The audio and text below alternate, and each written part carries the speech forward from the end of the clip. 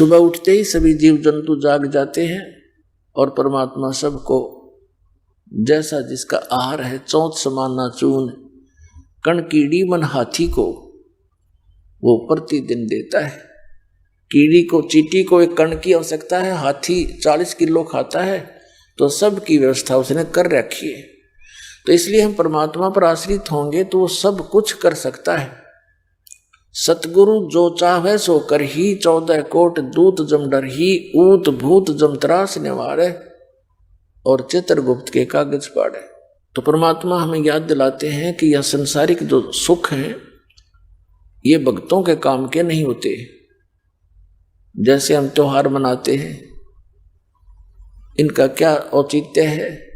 इसे गंदे लोक में हम खुशी मनावें या तो अपना टाइम पास करना चाहिए। जैसे एक भक्त मिला, उन्हें दीक्षा ली, उनको जब ये नियम बताए गए ऐसे ऐसे नहीं करना, उसने बताया जी 10 वर्ष हो गए हमने त्योहार नहीं मना लिया। कोई ऐसी दुर्घटना घटती है कोई घर में, चाचे ताऊआ के या रिश्तेदारी में बहन मामा बुआ के, कि हमने 10 वर्ष हो गए कोई त्योहार नहीं मना लिया, तो फिर कहाँ गए वो त्योहार? अब जैसे साधु संत इनसे पहले ही बचकर चलते हैं। एक विवाह हुआ एक लड़के का, पहले दिन तो डीजे बजा रहे हैं, सारे नाच कूद रहे हैं, सब बहन भी बेटियां भी कंजरियां की तरह गली में नाचे। ये कोई जीवन है? ये कौन सी सभ्यता ग्रहण कर ली हमने? प्रथम तो भक्तों का वैसे ही ये काम की नहीं, और आम समाज ने भी ना करनी चाहिए। जो भक्ति से दूर है, बहन बेटियां भी सड़े आम उसमें सड़क पर नाचे, और वो बूढ़े लोग आप भी गेला डूंगे मारे, ये कोई बात हुई? कहाँ गई बुद्धि? मती मारी गई सबकी, अध्यात्म ज्ञान से दूर हो गए। पश्चिमी सभ्यता को हम इन मीडिया के माध्यम से बुराई को ग्रहण करते जा रहे हैं, इसको दूर करना है हमें। ये भक्ता के काम की नहीं, बाकी चाहे कोई कुछ भी करो, बस उनको भी यही प्रार्थना है कि यह बुराई कतिकरण की नहीं है। अगले दिन वो दूल्हा जा रहा था विवाह के लिए, वो दूल्हे वाली कार टकरा गई जिसमें 7-8 व्यक्ति बैठे थे। एक कंटेनर से जा टकराई, 7-8 मर गए। पहले दिन तो नाचे थे, अगले दिन टक्कर मार रहे हैं, बाल पाड़ रही वह बहन बेटियां जो पहले दिन नाचे थी। अपनी आत्माओं, इसे गंदे लोक में हम क्या कर रहे हैं? करना क्या चाहिए था? आदरणीय नानक साहिब जी के पास भक्त गए, जैसे आम व्यक्ति जाता है, देखते हैं, उनसे कहा कि भगवान आप बड़े मायूस रहते हैं, आपके चेहरे पर कोई खुशी नहीं नजर आती, क्या कारण है इसका? तब उन्होंने कहा था, ना जाने काल की कर डारे, किस विध ढल जा पासावे, और जिनाते सरते मौत खुड़क दी, उन्होंने केड़ा हासावे। अब महापुरुषों की, भक्तों की वो दिव्य दृष्टि काम करने लग जाती है, ज्ञान की अखियां काम करती हैं, उनके ऊपर वो फिर पर्दा नहीं गिरता। उनको ये पता होता है ना जाने कब क्या बिजली गिर जाए इस गंदे लोक में। पोलैंड देश का एक पूरा मंत्रिमंडल एक जहाज में जा रहा था, अब ये तो पिछले वर्ष की बात है, और वो जा किस लिए रहा था? कोई नेता की मृत्यु होगी थी, उसका शोक व्यक्त करने, मुंह कांड जाम थे, और वो एक्सीडेंट हो गया, कोई खराबी आ गई इंजन में। 97 व्यक्ति बतावे, 97 के 97 मर गए, इंक्लूडिंग प्राइम मिनिस्टर, वहां का प्रधानमंत्री भी। अब बता उनकी क्या क्या आशाएं थी, क्या क्या इच्छाएं थी? तो पुण्यात्माओं, हमारे ऊपर इस काल की, इस माया का, भांग का घना नशा हो गया। इतने गजब के उदाहरण देखकर भी हमारी बुद्धि काम नहीं करती, डरते नहीं हम इस गंदे लोक से निकलने की चेष्टा भी नहीं करते। तो इस काल की माया की भांग हमने घड़ी पी रखी है।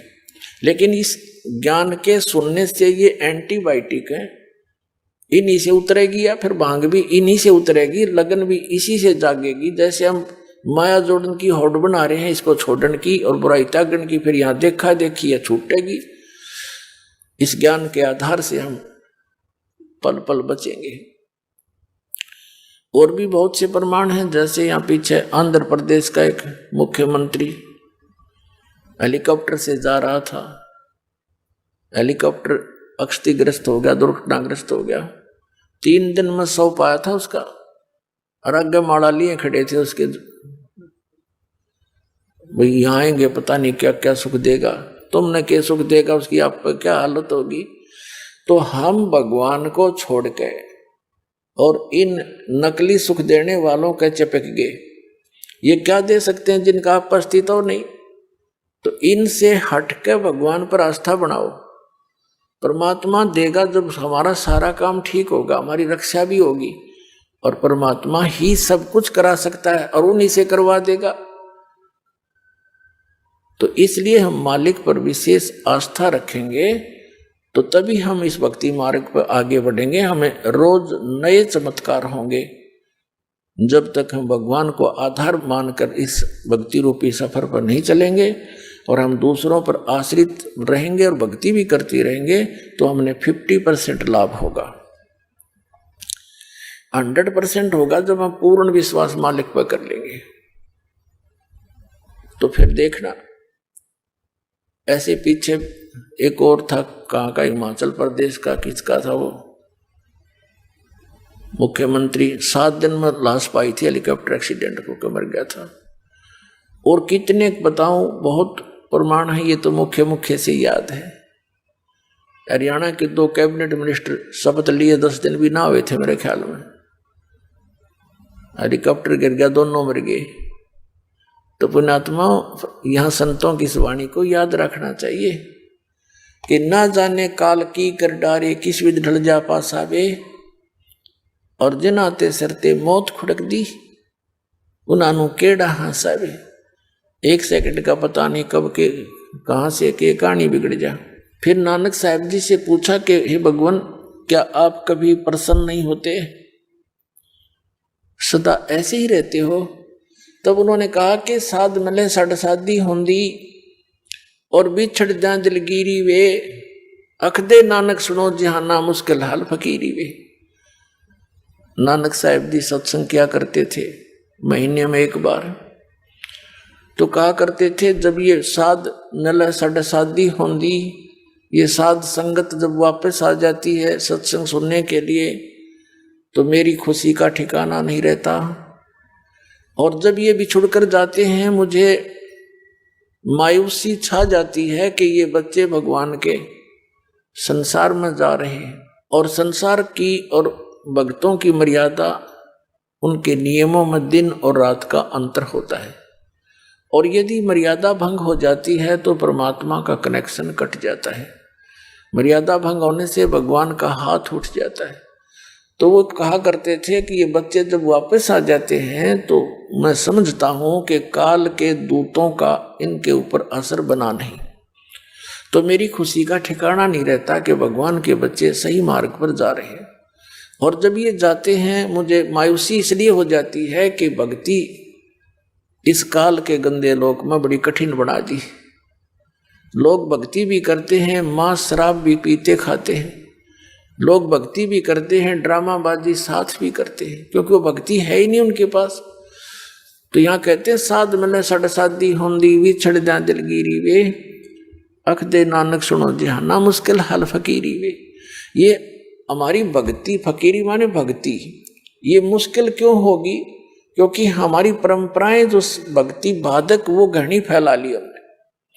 उन परंपराओं को कम करना है, बिल्कुल सिंपल वे माना पड़ेगा हमने, जब हम सफल हो पाएंगे। हम 20% जो प्रयत्न करेंगे ना रोटी रोटी के लिए, तो भी हमारा गुजारा हो सकता। जो आज हम 100% कर रहे हैं, फिर भी टाइम पर टूक नहीं, और टेंशन लिए फिर प्रत्येक प्राणी, किसी ने देख ले टेंशन होगी, किसी ने देख ले टेंशन होगी। क्या की टेंशन हो रही है? ये हमने अपनी परंपरा बिगाड़ रखी है। अब जैसे दास कि यहाँ बच्चों का विवाह करते हैं सिंपल वे से, जैसे कपड़े पहन रखे हैं जिटीज, और रोटी भी यहाँ भगवान के भंडार में खाओ और बच्चों का ब्याह करो और जाओ। और जैसे घर पे भी करते हैं तो भी इसी तरह हमने ड्रामाबाजी नहीं करनी। परमात्मा ने ब्याह बच्चों का कर रखा होता है। अब हम ज्यादा दुखी इन बातों से हैं कि जिसका 3 बेटी होगी, अब उसको पता है कि समाज में किस तरह विवाह किया जाते हैं, तो उसका जीना हराम हो